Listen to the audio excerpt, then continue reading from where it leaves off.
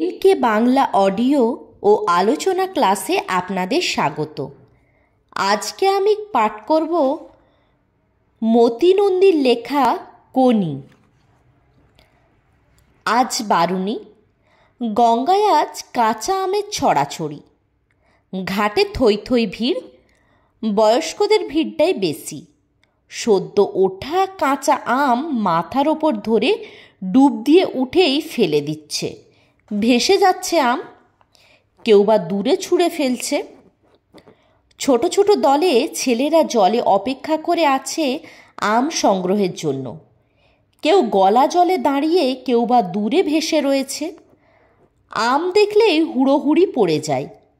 একসঙ্গে ২-৩ জন চিৎকার করতে করতে জল তোলপাড় করে এগিয়ে যায়। যে পায় প্যান্টের পকেটে রেখে দেয়। পকেটটা আমে ভরে গিয়ে ফুলে উঠলে জল থেকে উঠে ঘাটের কোথাও রেখে আসে। সেই আমে হাত দেওয়ার সাধ্য কারণ নেই। পরে আমগুলো ওরা বিক্রি করে পথের ধারে বসা বাজারে অনেক কম দামে। আজ গঙ্গায় ভাটা। জল অনেকটা সরে গেছে ঘাট থেকে। সিঁড়ি এবং তার দুধারে ইট বাঁধানো ঢালু পাড় শেষ হয়ে কিছুটা পলিমাটি, তারপর জল। স্নান করে কাদা মাড়িয়ে বিরক্ত মুখে উঠে আসতে হচ্ছে। তারপর অনেকে যায় ঘাটের মাথায়। ট্রেন লাইনের দিকে মুখ করে বসা বামুনদের কাছে। যারা পয়সা নিয়ে জামা কাপড় জমা রাখে, গায়ে মাখার সর্ষে বা নারকেল তেল দেয় এবং কপালে চন্দনের ছাপ আঁকে, রাস্তার একধারে বসা ভিখারিদের অনেকে উপেক্ষা করে, কেউ কেউ করে না। দুধারের ছোট ছোট নানান দেবদেবীর দুয়ারে এবং শিবলিঙ্গের মাথায় ঘটি থেকে গঙ্গা জল দিতে দিতে কাঠের, প্লাস্টিকের, লোহার খেলনার ও সাংসারিক সামগ্রিক দোকানগুলির দিকে কৌতূহলী চোখ রেখে অধিকাংশই বাড়ির দিকে এগোবে। পথের বাজার থেকে ওল বা থোড় বা কমলালেবু ধরনের কিছু হয়তো কিনলেও কিনতে পারে। তারপর রোদে তেতে ওঠা রাস্তায় খালি পা দ্রুত ফেলে বাড়ি পৌঁছাবে বিরক্ত মেজাজে। তেলচিটে একটা ছেঁড়া মাদুরে উপুর হয়ে বিষ্ণুচরণ ধরো দলাই মলাই করতে করতে বিরক্ত মুখে গঙ্গার দিকে তাকিয়ে। বিষ্ণুধর পাড়ায় বেশটাদা, আয়ে পাস, অত্যন্ত বনেদি বংশের। খান সাতেক বাড়ি ও বড় বাজারে ঝাড়ন মশলার কারবার এবং সর্বোপরি ৩.৫ মণ একটি দেহের মালিক। ওরই সমবয়সী ৪০ বছরের একটি বিশ্বস্ত অস্টিন সর্বত্র ওকে বহন করে। বিষ্ণুধরের বিরক্তির কারণ ১/২ দূরের একটি লোক। পরনে সাদা লুঙ্গি এবং গেরুয়া পাঞ্জাবি, কাঁধে রঙিন ঝোলা। তার দিকে পিট পিট করে তাকাচ্ছে আর মাঝে মাঝে মুচকি হাসছে। বিষ্ণু বুঝতে পেরেছে লোকটা হাসছে তার দেহের আয়তন দেখে। এরকম হাসি বাচ্চা ছেলেরাও হাসে।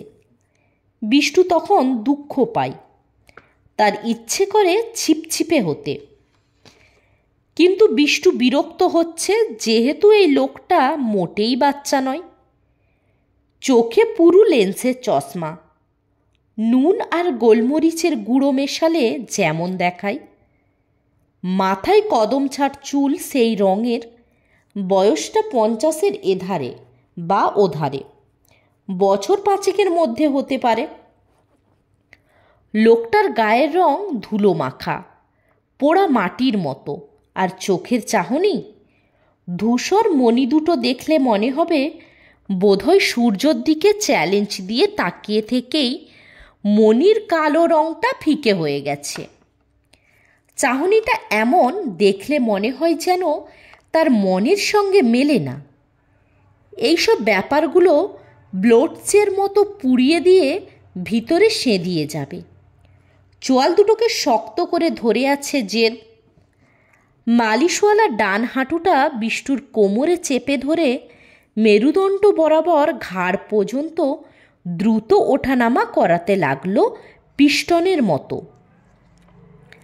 বার দশেক এইভাবে হাঁটু ব্যবহারের পর মালিশওয়ালা নমস্কারের ভঙ্গিতে হাতের তালু জড়ো করে বিষ্টুর পিঠে জোড়া তালুর কোদাল চালালো। এরপর বিষ্টু চিত হবার চেষ্টা করল, পারছিল না। মালিশওয়ালা ঠেলে ঠুলে গড়িয়ে দিতেই সে অভীষ্ট লাভ করল।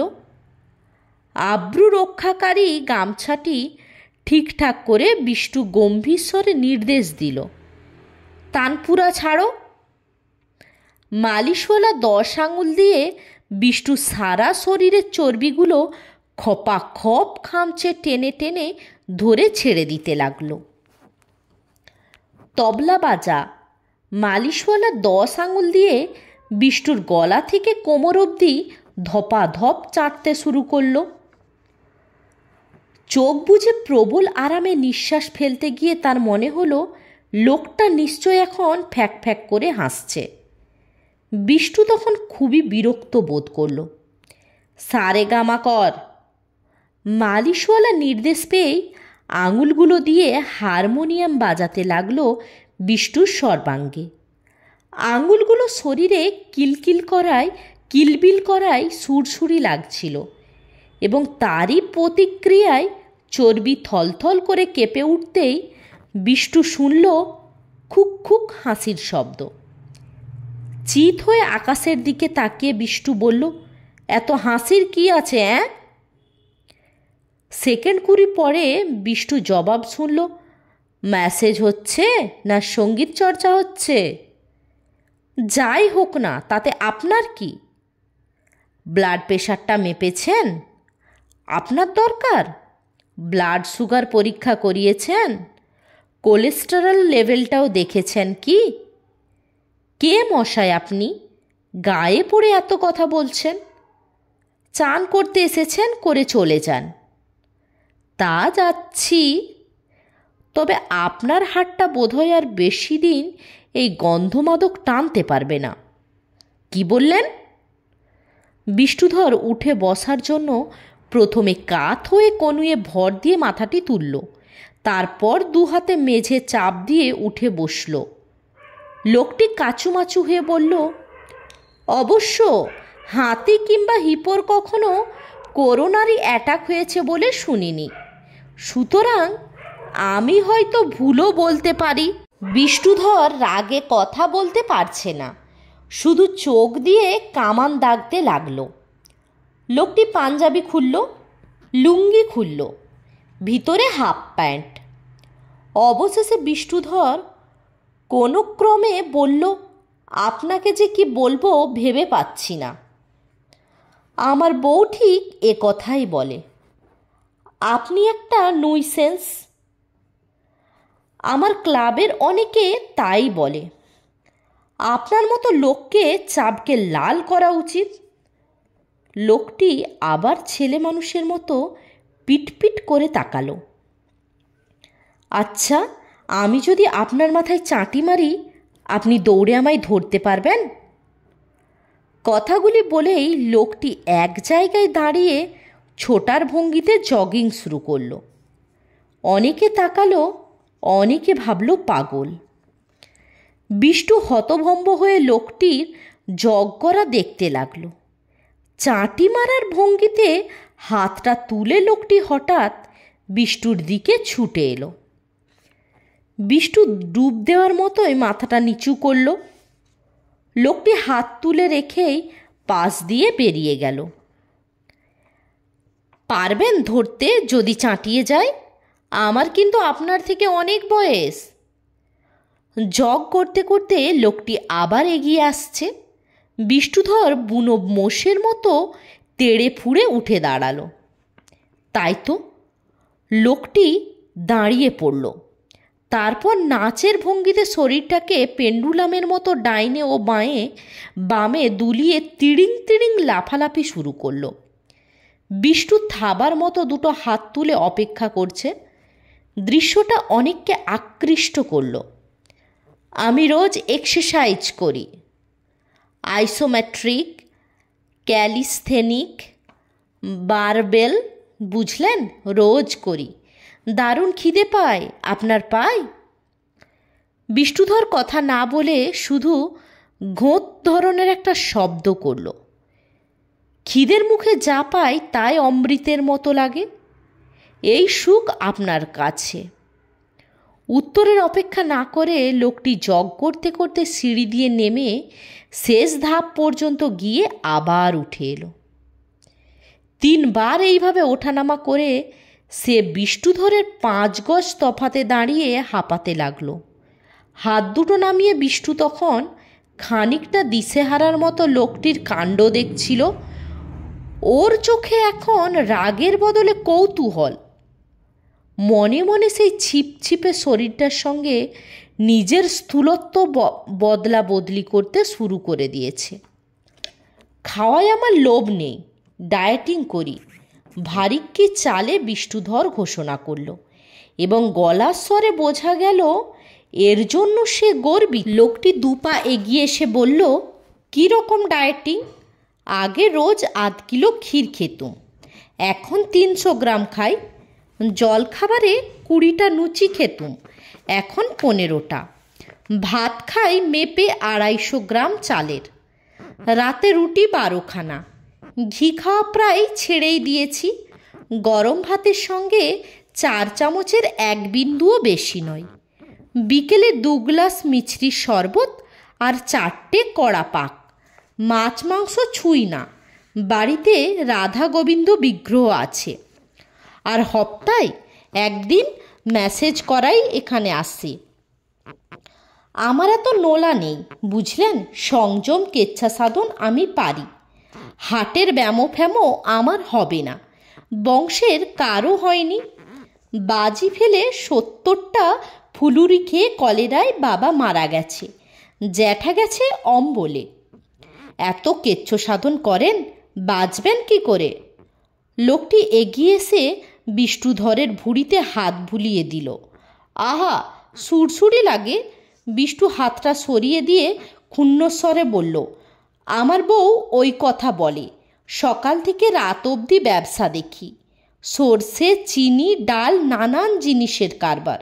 এত খাটুনির পর এইটুকু খাদ্য, তারপর এই অপমান কে করল? লোকটি আবার হাত বাড়াতেই বিষ্ণু 1 পা পিছিয়ে বলল, না, সুরসুরি লাগে। কে অপমান করল? কেন, আপনি হাতি হিপো বললেন না? জলহস্তির ইংরেজি হিপো, তা কি আমি জানি না? আমি কি অশিক্ষিত? না না, আমি আপনাকে অশিক্ষিত তো বলিনি। লোকটি বিব্রত হয়ে চশমা মুছতে মুছতে বলল, আপনার ওজনটা খুব বিপজ্জনক হাটের পক্ষে। বিপজ্জনক মানে? বিষ্ণুধর তাচ্ছিল্য প্রকাশের চেষ্টা করল, কিন্তু গলা দিয়ে বেরিয়ে এলো ভয়ার্ত স্বর।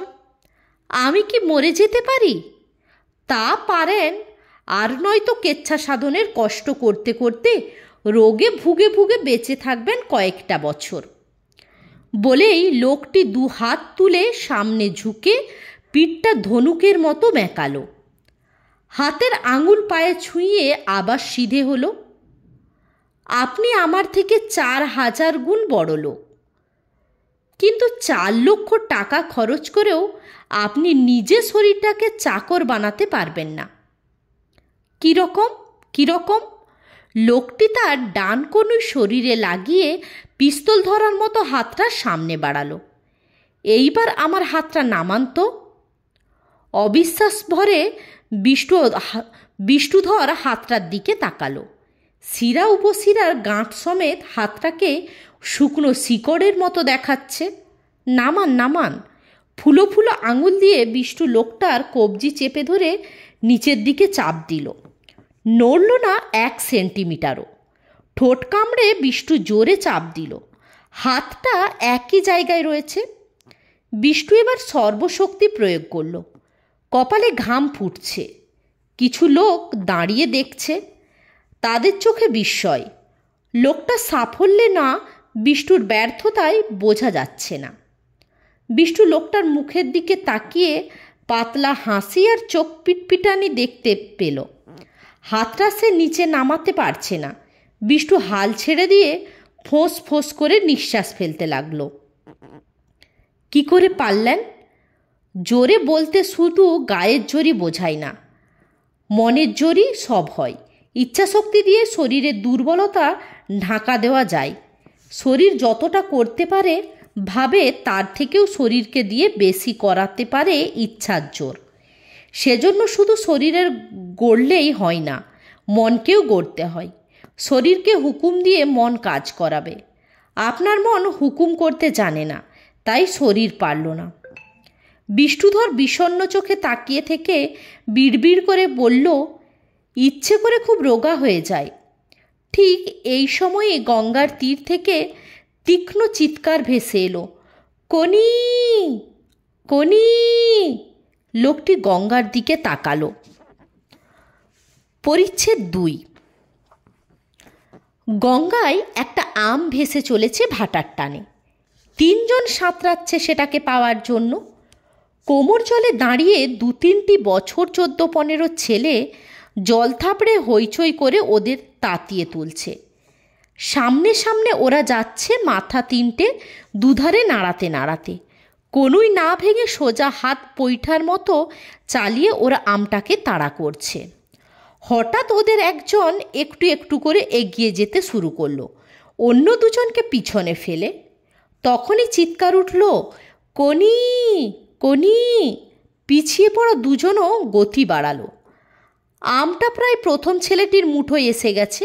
হঠাৎ সে থমকে গেল, হাত ছুটছে কিন্তু এগোলো না।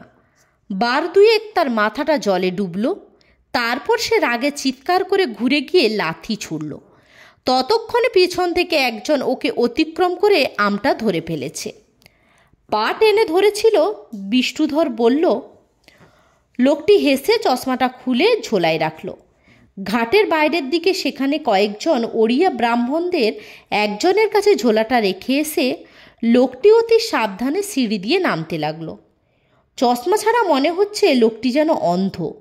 জলের কিনারে কাদার ওপর মারামারি হচ্ছে, একজনের সঙ্গে 2 জনের। কাদা ছিট করছে। লোকেরা বিরক্ত হয়ে গজগজ করতে করতে সরে গেল। 2-3টি ছেলে ওদের চারপাশে ঘুরে ঘুরে উৎসাহ দিয়ে যাচ্ছে। ঠিক হ্যায়, চালা আরও জোরে। পা থেকে মাথার চুল কাদায় লেপা কঞ্চির মতো সরু চেহারাটা তার লম্বা হাত দুটো এলোপাথারি ডাইনে বায়ে ঘোরাচ্ছে। অন্য 2 জন সেই বিপজ্জনক বৃত্তের বাইরে কুজো হয়ে তাক খুঁজছে। ফাইট কনি, ফাইট, চালিয়ে যা বক্সিং। 2 জনের একজন পেছন থেকে ঝাঁপিয়ে পড়ল ওর ওপর। পড়ে গেল 2 জনই। এই এই ভাদু, চুল টানবি না কনির, তাহলে কিন্তু আমরা আর চুপ করে থাকবো না। কনির পিঠের ওপর বসা ভাদু চুল ছেড়ে দিয়ে 2 হাতে কনির মাথা ধরে কাদায় মুখটা ঘষে দেবার চেষ্টা করতে লাগলো। কনি পা ছুড়ল, কোমরে চাঁড় দিয়ে ওঠার চেষ্টা করলো। তারপর ঝটকা দিয়ে ভাদুর ডান হাতটা মুখের কাছে টেনে নিয়ে সে কামড় ধরল 2টো আঙুল। চিৎকার করে ভাদু লাফিয়ে উঠল। সঙ্গে সঙ্গে কনি উঠে দাঁড়িয়ে ভাদুর উপর ঝাঁপিয়ে পড়ল। খুবলে নেব তোর চোখ, বার কর আম, আমাকে চেবানো, পুঁতে রাখবো তোরে গঙ্গা মাটিতে। হয় আম দিবি, নয় চোখ নেব। 2 হাতের 10টা আঙুল ঈগলের নখের মতো বাঁকিয়ে চিত হয়ে পড়া ভাদুর চোখের সামনে কনি এগিয়ে আনতেই 2টি ছেলে ওকে ঠেলে সরিয়ে আনলো। ছেড়ে দে চণ্ডু, হাত ছাড় কান্তি, শোধ নিয়ে ছাড়বো, আমাকে চোবানো।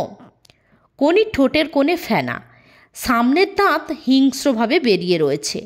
হিলহিলে লম্বা দেহটা সামনে পিছনে দুলছে কেউটের ফোনার মতো। এই ভাদু, ও আম কনির, বার করে দে, নয়তো সত্যিই চোখ তুলে নেব কিন্তু। ভাদু ডান হাতটা চোখের সামনে ধরে দেখছিল। শিউরে উঠে বলল, রক্ত বেরোচ্ছে, দাঁত বসিয়ে গর্ত করে দিয়েছে। কনির হাত ছেড়ে দিয়ে কান্তি এগিয়ে এসে ভাদুর প্যান্টের পকেটে হাত ঢোকালো। কয়েকটা কাঁচা আম বের করে বড়টি বেছে নিয়ে কনির দিকে ছুঁড়ে দিল। লুফে নিয়ে কনি কামড় বসালো এবং সঙ্গে সঙ্গে বিকৃতি মুখে বলল, কি টক রে বাবা, মা গঙ্গাকে এমন আমও খেতে দেয়? আমটা জলে ছুঁড়ে দিয়ে সে মুখ থেকে চিবড়ে ফেলতে ফেলতে ভাদুর কাছে এলো। দেখি তো কেমন গর্ত হয়েছে। খপ করে ভাদুর হাতটা ধরে সে ভুরু কুচকে আঙুলটা তুলে দেখল। ভাগ, কিছুই হয়নি। নাম নাম, জলে নাম। যেমন কাজ করেছিস তেমন ফল পেয়েছিস। আমাকে রাগালে কি হয় এবার বুঝলি তো? কয়েকটি ডুব দিয়ে লোকটি কোমর জলে দাঁড়িয়ে গামছা ঘষছিল পিঠে। কানে এলো পাশের এক বৃদ্ধের আপন মনের গজগজানি। জ্বালিয়ে মারে হতভাগারা, গঙ্গার ঘাটটাকে নোংরা করে রেখেছে। হা ঘরে হা ভাতের দল। মা গঙ্গাকে উচ্ছুঙ্কে করা আমি রাস্তায় করে বেচবে। জুটেছে আবার এক মেয়ে মদ্দানি, বাপ মাও কিছু বলে না। লোকটি আবার ডুব দিতে যাচ্ছিল, থেমে গিয়ে বৃদ্ধের দিকে তাকালো। মেয়ে মদ্দানিটাকে কে আবার দেখতে পাননি? চোখ তো একজোড়া রয়েছে। লোকটি মুখ ফিরিয়ে অন্য দিকে তাকালো। চশমা ছাড়া ঝাপসাভাবে দেখল ভাদুর হাত ধরে কোনি টানাটানি করছে। কাদা মাখা কোনির মধ্য দিয়ে এক একবার একটি মেয়ে ফুটে ফুটে উঠছে যেন। ঘাড় পর্যন্ত ছাঁটা কাদা মাখা চুল মাথায় বসে, প্যান্টে গোজা গেঞ্জি শরীরের সঙ্গে লেপটে দ্বিতীয় পরত চামড়া হয়ে গেছে। দীর্ঘ সরু দেহ, সরু পা, সরু হাত। লোকটি ঠাওর করতে পারছে না কোনি ছেলে কি মেয়ে। দুটি ঢেউয়ের পর ঢেউ লোকটিকে ধাক্কা দিল। বিষ্ণুধর জলে নেমেছে। আচ্ছা, শরীরটাকে চাকর বানাবো সেটা কি ব্যাপার? সোজা ব্যাপার। লোহা চিবিয়ে খেয়ে হুকুম করবেন হজম করো, পাকস্থলী হজম করবে। বলবেন 5 মাইল হাঁটিয়ে নিয়ে চলো, পা জোড়া অমনি পৌঁছে দেবে। শখ হলো গাছের ডাল ধরে ঝুলবেন, হাত দুটো আপনাকে ঝুলিয়ে রেখে দেবে। এই সব আর কি। লোকটি জল থেকে উঠে আলতোভাবে মাটির ওপর দিয়ে হেঁটে সিঁড়িতে দাঁড়ালো। ভিজে গামছাটা নিংড়ে পায়ে লাগা মাটি ধুয়ে গঙ্গার দিকে তাকালো। ঝাপসাভাবে দেখল পাড়ের কাছে জলে কিলবিল করছে মানুষ। তার মধ্যে কোনিকে চিনে নেওয়া সম্ভব হলো না। লুঙ্গি ও পাঞ্জাবি পরে ঝোলা কাঁধে চশমা মুছতে মুছতে লোকটি একবার সিঁড়ির মাথায় এসে দাঁড়ালো। চশমা চোখে দিয়ে পাড়ের ডাইনে বাঁয়ে তাকালো। হঠাৎ নজরে এলো গঙ্গার বুকে 4টি কালো ফুটকি। তারা সিকি গঙ্গা পার হয়ে এগিয়ে যাচ্ছে। লোকটি আপন মনে একবার বলল, কোনি কোনি। কিছুক্ষণ তাকিয়ে থেকে ভিজে গামছাটি পাগড়ির মতো মাথায় জড়িয়ে লোকটি বাড়ির পথে রওনা হলো। মিনিট 15 পর সরু গলির মধ্যে একতলা টালির চালের একটি বাড়িতে লোকটি ঢুকল। সদর দরজার ওপর মাটির উঠোন, টেনে টুনে একটি ভলিবল কোর্ট তাতে হয়ে যায়। লঙ্কা, পেঁপে, জবা থেকে চাল কুমড়ো পর্যন্ত উঠোনটা নানান গাছে দখল আছে। এদিকে টিনের চালের রান্নাঘর ও কলঘর, আর একদিকে দালান ও তার পিছনে 2টি ঘর। একতলা বাড়িটির চারিদিকে উঁচু বাড়িগুলোর মধ্যে খুব শান্তভাবে যেন উবু হয়ে বসে। উত্তর দিকে বাড়ির মালিক হলধর বর্ধন এই একতলা বাড়িটি কেনার জন্য 2 প্রস্তাব করেছে, কিন্তু লোকটি সংসারে যার স্ত্রী এবং 2টি বিড়াল ছাড়া আর কেউ নেই, বিনীতভাবে তা প্রত্যাখ্যান করে। বাড়ির কলে জল আসে সামান্য। লোকটির স্ত্রীর নাম লীলাবতী। জল খরচ করাটা লীলাবতীর শখ, বিড়াল পোষার মতোই। ফলে লোকটিকে স্নান করার জন্য প্রায়ই রাস্তার টিউবওয়েলের সাহায্য নিতে হয়। আজ সকাল থেকে টিউবওয়েলের মুখ দিয়ে জল বেরোচ্ছে না, তাই বহুকাল পর সে গঙ্গা স্নানে গিয়েছিল। লোকটি বাড়ির মধ্যে ঢুকে উঠোনে টাঙানো তারে ভিজে প্যান্টটা মেলেছে। তখন ঘর থেকে বেরিয়ে এলো ঢলঢলে প্যান্ট পরা বেটে হৃষ্টপুষ্ট একজন। খিদ্দা, তোমার জন্য অনেকক্ষণ বসে আছি আর বাড়ি পাহারা দিচ্ছি। দোকান থেকে কে বৌদিকে ডাকতে এসেছিল, আসছি বলে সেই যে গেছে। ভেলো চটপট একটু চা বানা দেখি, বৌদি যদি এসে পড়ে। খিদ্দা অর্থাৎ ক্ষিতির সিংহ কয়েক সেকেন্ড ভেবে বলল, তাহলে থাক, বরং তুই কী জন্য এসেছিস বল। ক্লাবের আজকের মিটিংয়ে যাবে নাকি? নিশ্চয়ই যাব। ছেলেরা খাটবে না, ডিসিপ্লিন মানবে না, জলে নেমে শুধু ইয়ার্কি ফাজলামো করবে। এইসব ছেলেদের ক্লাব থেকে বেরিয়ে যেতে বলাটা কি এমন দোষের? একজনও কি তাই নিয়ে কিছু ভাবে? আর ক্ষিতিশ সিংয়ে কি বলল অমনি তাই নিয়ে কাউন্সিলিংয়ের মিটিং ডাকা হলো? সেই জন্য তো নয়। আসলে হরিচরণ দা আর তার গ্রুপটির রাগ আছে তোমার ওপর। ওরাই শ্যামল আর গোবিন্দকে উস্কে তোমার এগেনস্টে চার্জ আনিয়েছে। আমি তো জানি হরিচরণের বহুদিনের ইচ্ছে চিফ ট্রেনার হওয়ার। আমাকে বলেও ছিল গত বছর। আমি বলেছিলাম, হরি, একটা চ্যাম্পিয়ন শুধু খাওয়া দাওয়া ট্রেনিং দিয়েই তৈরি করা যায় না রে, তার মন মেজাজ বুঝে তাকে চালাতে হয়। ট্রেনারকে মনস্তাত্ত্বিক হতে হবে, তার মানে কমন সেন্স প্রয়োগ করতে হবে। গুরুকে শ্রদ্ধেয় হতে হবে শিষ্যের কাছে। কথা কাজ উদাহরণ দিয়ে মনের মধ্যে আকাঙ্ক্ষা বাসনা জাগিয়ে তুলতে হবে, তাকে মোটিভেট করতে হবে। এই সব তোর দ্বারা সম্ভব নয়। তুই শুধু চেঁচামেচি গালাগালি করেই খাটাতে চাস। চিফ ট্রেনার হওয়া তোর কম্য নয়। খিদ্দা, তোমার এই লেকচার দেবার বদ অভ্যেসটা ছাড়ো। এক কথায় যেখানে কাজ হয় তুমি সেখানে 10 কথা বলো। হরিচরণ দাকে অত কথা বলার কি দরকার ছিল? যাকগে, আজ তুমি মিটিংয়ে যেও না। ওরা ঠিক করেছে তোমাকে অপমান করবে। করবে এই বলে ক্ষিতিশ তার পায়ে মাথা ঘষায় ব্যস্ত বিশুকে কোলে তুলে গলা চুলকে দিতে লাগলো।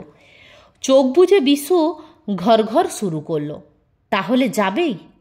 নেমে যাওয়া প্যান্ট এবং কণ্ঠস্বর হ্যাচকা দিয়েই টেনে তুলে ভেলো বলল, ক্ষিতিশ ঘরের দিকে যেতে যেতে অস্ফুষ্টে বলল, তখনই বাড়িতে ঢুকলো লীলাবতী সিংহ।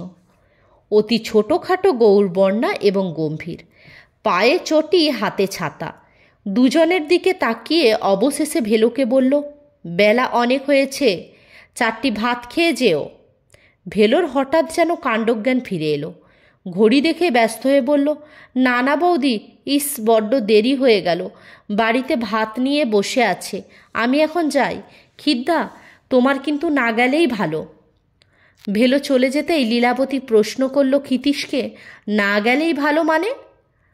আজ ক্লাবের একটা মিটিং আছে, ও বলছে সেখানে আমাকে নাকি কেউ অপমান করবে, যাতে ক্লাব ছেড়ে বেরিয়ে যায়। তাহলে তো ভালোই হয়। ক্লাব করে তো একদিন কোনো দিন ব্যবসা দেখলে না। আমি মেয়ে মানুষ, আমাকেই কিনা দোকান দেখতে হয়, নেহাত ছেলেপুলে নেই। তাই যদি ক্লাব তোমায় তাড়ায় তাহলে আমি বেঁচে যাই। লীলাবতী রান্নাঘরে ঢুকলো। ক্ষিতীশ বিষণ্ণ চোখে দালানে বসে বিশুর মাথায় আনমনে হাত বোলাতে লাগলো। এই সময় খুশি ঘর থেকে বেরিয়ে এলো। ডন দিয়ে হাই তুলে ধীরে ধীরে এসে চামড়ার মতো কালো লেজটি উঁচিয়ে রান্নাঘরের দিকে গেল। ক্ষিতীশের দিকে একবার আর চোখে তাকিয়ে, কই এসো। রান্নাঘর থেকে ডাক এলো। ক্ষিতীশ অস্বাভাবিক গম্ভীর মুখে গিয়ে ভাত খেতে বসল। খাওয়ার আয়োজন সামান্য, রান্না হয় কুকারে, প্রায় সবই সিদ্ধ। এটা খরচ, সময় ও শ্রম সংক্ষেপের জন্য নয়।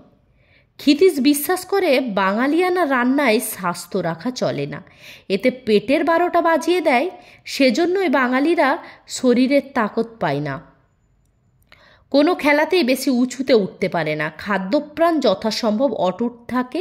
সিদ্ধ করে খেলে এবং সর্বাধিক প্রোটিন ও ভিটামিন পাওয়া যায় এমন খাদ্যই খাওয়া উচিত। প্রথম দিকে লীলাবতী বিদ্রোহী হয়েছিল। সর্ষে বাটা, শুকনো লঙ্কা বাটা, 5 ফোড়ন, জিরে, ধনে প্রভৃতি বস্তুগুলি রান্না ব্যবহারের সুযোগ হারিয়ে তুমুল ঝগড়া এবং 3 দিন অনশন সত্যাগ্রহের কাজ হয়নি। ক্ষিতীশ তার সিদ্ধান্তে গোয়ারের মতো অটল থাকে। তার এক কথা, শরীরের নাম মহাশয়, যা সহাবে তাই সয়। অবশেষে লীলাবতী সপ্তাহে 1 দিন সর্ষে ও লঙ্কা বাটা ব্যবহারের অনুমতি পায়, শুধুমাত্র নিজের খাবারের জন্য। ক্ষিতীশ কখনও যজ্ঞী বাড়ির নিমন্ত্রণ খায় না। ক্লাবের ছেলে মেয়েদের তো প্রায়ই শোনায়। ডাক্তার রায় বলতেন, বিয়ে বাড়ির একটা নিমন্ত্রণ খাওয়া মানে 1 বছরের আয়ু কমে যাওয়া। বড় খাঁটি কথা বলে গেছেন। ক্ষিতীশ কথা না বলে খাওয়া শেষ করল। ও যে রাগ করেছে লীলাবতী বুঝতে পেরেছে। বলল, ক্লাব থেকে তাড়াবে কেন? কী দোষ করলে?